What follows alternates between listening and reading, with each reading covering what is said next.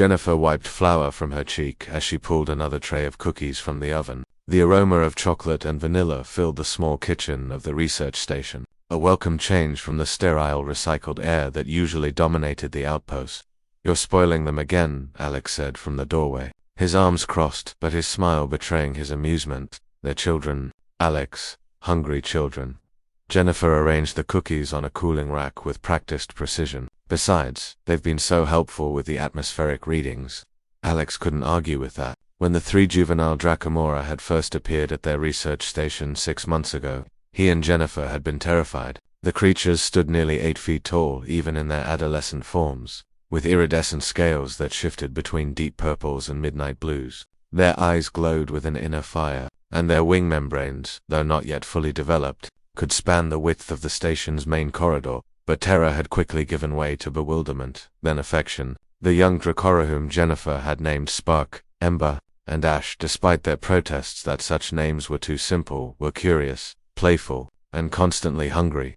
The spectral analysis they provided today was remarkable, Alex admitted, walking over to steal a still warm cookie. "They can see wavelengths we can't even detect with our instruments."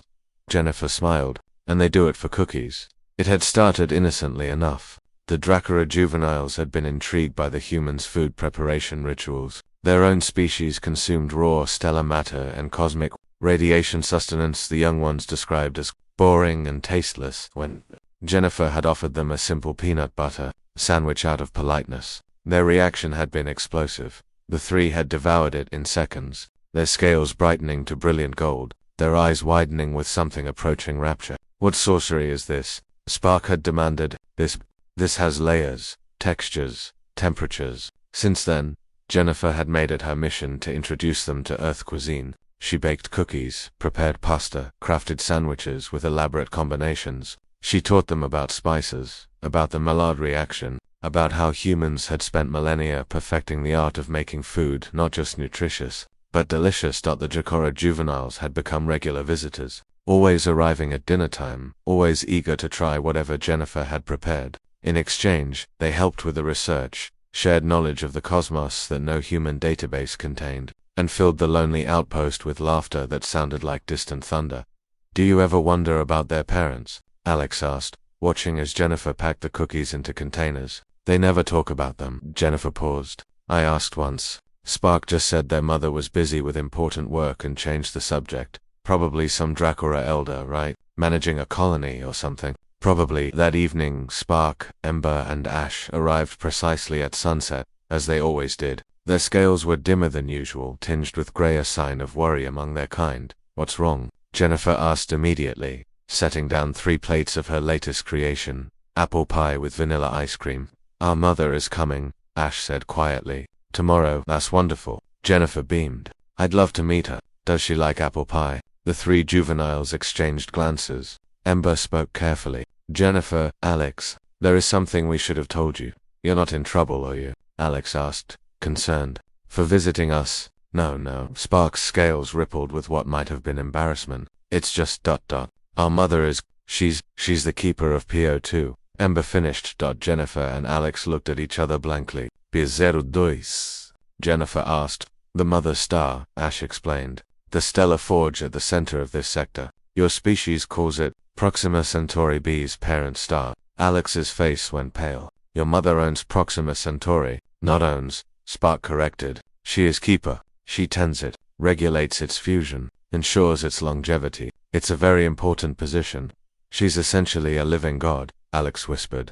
"That's an oversimplification," Ember said diplomatically. "But she is very powerful, and very protective, and we may have forgotten to mention that we've been visiting humans." Jennifer sat down heavily. For 6 months, she'd been feeding the children of one of the most powerful beings in the sector. The weight of it suddenly pressed down on her.